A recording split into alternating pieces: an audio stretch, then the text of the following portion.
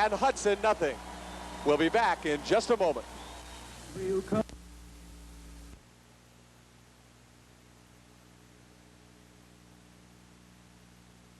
Beginning of the second quarter of the 2A title game. Sigourney in front, 2-0. They have the football, and that is Tim Holt as he grinds out another 7 yards.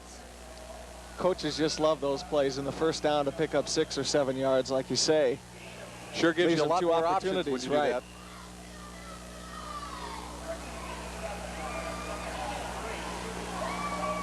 To recap the scoring for you, there hasn't been much.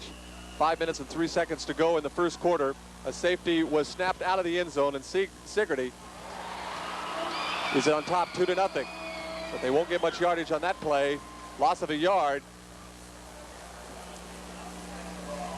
Bring up a 3rd and 4. The Wolfpack in on that tackle there. All the gold helmets. No room inside. Ken Bunn's one of them. 6'1", 221-pound junior. So he'll be back next year for the Pirates. The flags fly, and Holt does too around the right side. He has the first down, and we'll see what these markers are for. It's going to be motion on the offensive line again. They're definitely having a problem with their cadence.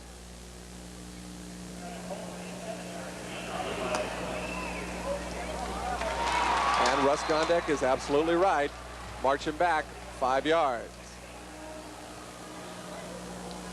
First quarter of this game took about a half hour to play, and last night they were playing an entire half in 30 minutes. It was just amazing last night, the speed of the games. Of course, the penalties, the tremendous number this afternoon, have been accounting for the long quarters. And the coaches on the sideline appear puzzled as to what is going wrong out there. Both teams.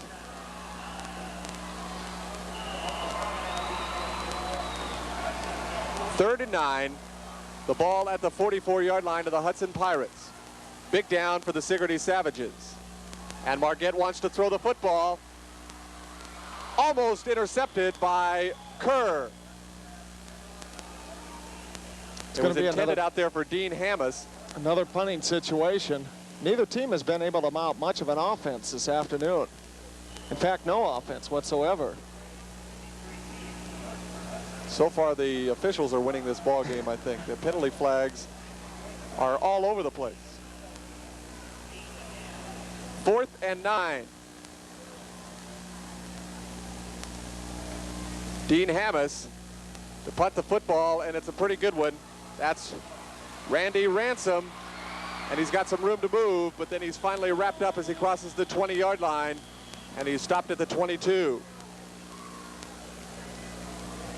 Mark Applegate, who the Pirates felt was the best lineman on the Sigourney Savages, made the tackle.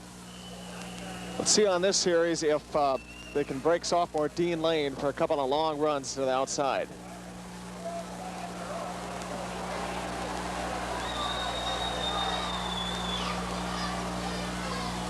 First and 10, the handoff to Lane, and he picks up about 3 yards.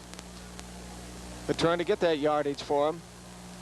They can spring him into the secondary. He's going to be gone. He has speed.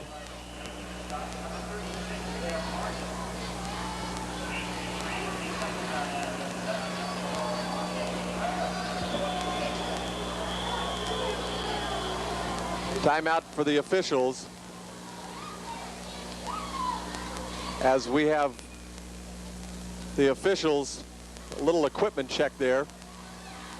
Number 26, Terry Wachter, ran over to the sideline. I think he just needs to check his shoe out. I think he blew a tennis shoe on that particular instance.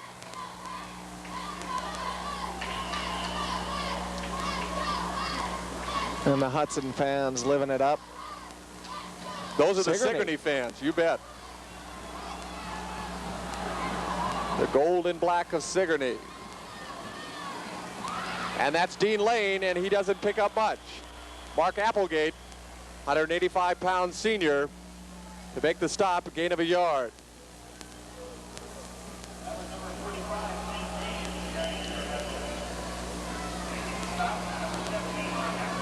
3rd and 5.5, and I guess we're going to get an opportunity to see if Marty Kerr can go to the air. Ball on the 26.5-yard line of Hudson. Inside handoff to Tom Peterson, and Peterson does not get enough for the first down. Another penalty marker. Tim Holt makes the stop, but there is a penalty marker down at the 27-yard line holding the call against the Pirates. It's going to be a major penalty. They're going to mark off 15 against Hudson. They're going to be deep in their own territory. Of course, they'll get the down over. The Savages might decide just to say forget this one. Despite all the flags, the fans having a good time. It's beautiful in the Dome this afternoon. A bright, sunny day outside. Very nice. And the Savages decide to accept that penalty. Half the distance. 15 yards back to the 18-yard line.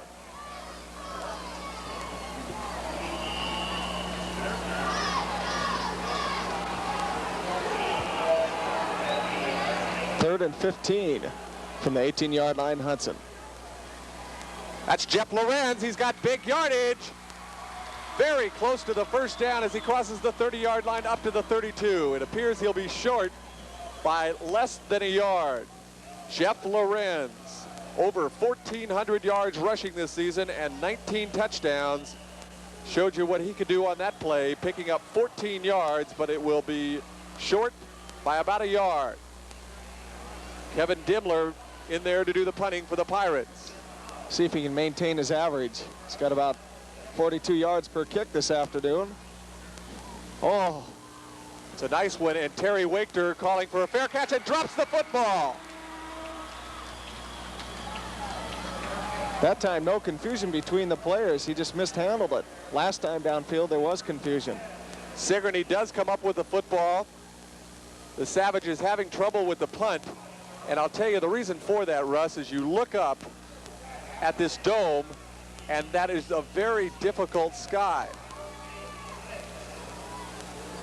The Savages, of course, never playing in the dome, have never seen a sky like that, and it makes it very difficult to field a punt. Inside handoff to House, and he gains 2.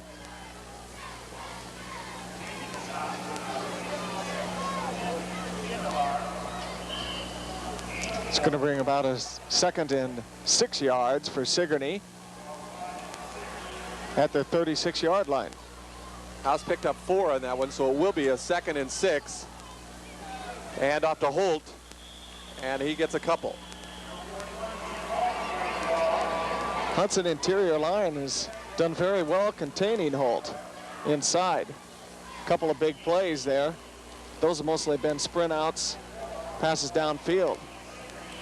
Dwayne Nealons was the man who came up with that tackle. Some big guys there. Mike Schindler, 220 pounds. And the other tackle, Ken Buns, also 220 pounds. 3rd and 4. Flags fly as Holt gets close to a first down, but there was movement in the Savages' backfield.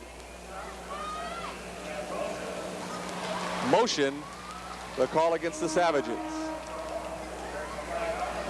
Be interesting to get a count on the number of flags thrown this afternoon. At least a dozen penalties.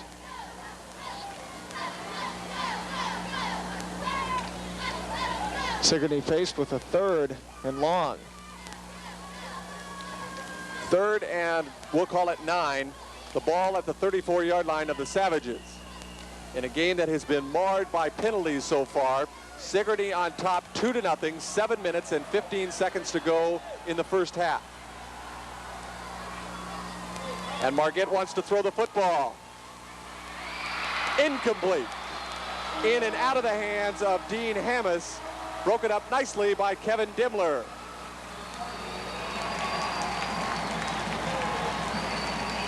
Going for 15 yards here. Dimmler, not only a good punter, excellent cornerback. Safety. Actually, the ball was in possession there. He just couldn't hang on to it. Forced a punt.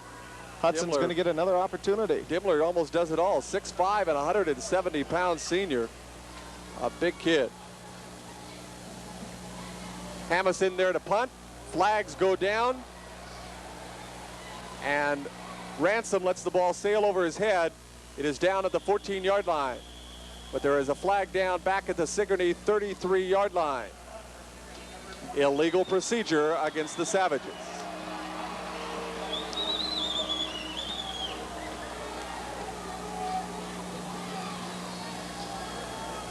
And we're going to have a replay. Going to kick it over. Starting to look like a hero parade with all the flags flying, doesn't it? I would say that the people in the 3A game are going to be quite anxious waiting for theirs to start. Sideline, Sigourney bench there. Coaches are trying to figure this out this afternoon. It was a 52-yard punt by Hamas, but he'll have to do it all over again. It's a 4th and 9, becomes a 4th and 14. Ball back at the 29-yard line. Mr. Hamas says, come on, guys, just let us get the play up.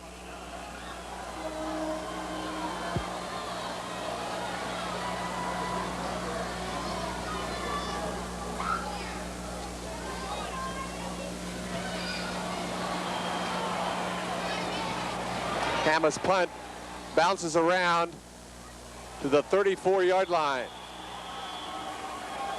And there are no flags on the play, so the Pirates will get the football.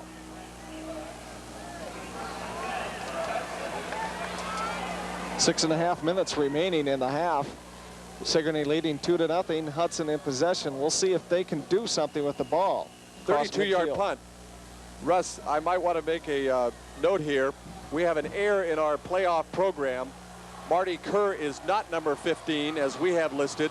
Ken Murray is the quarterback for the Hudson Pirates. We've been calling him Marty Kerr. It is Ken Murray, and he is keeping the football before he is neck tackled by Joe Greiner.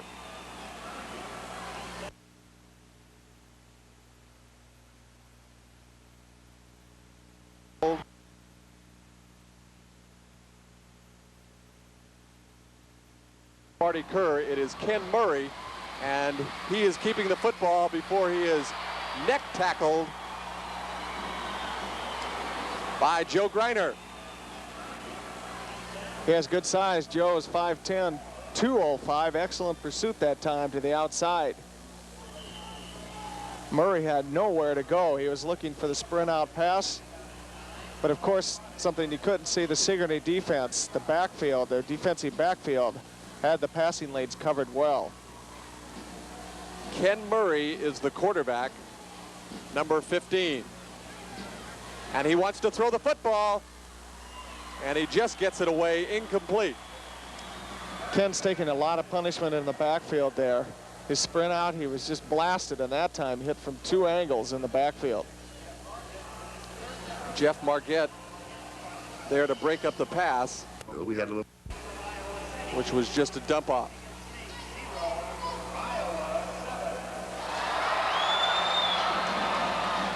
Roar of the crowd goes up as they announce the Iowa-Michigan State score. Iowa on top 7-0 over Michigan State.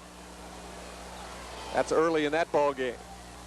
Little mix-up in the backfield as Murray wanted to hand the ball off to Jeff Lorenz and got the wrong side. So a 3rd and 9 becomes a 4th and 10, and Kevin Dimmler will come in with the punting unit.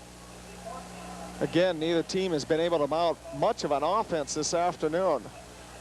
Be surprising to see if either team was over 50 yards total offense with all those penalties. Wachter and House set to field Dimmler's punt. And it gets a good bounce and goes out of bounds at the 26-yard line.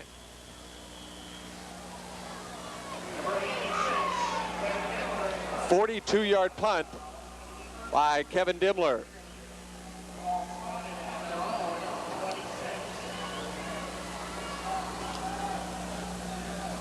Shot of the crowd here.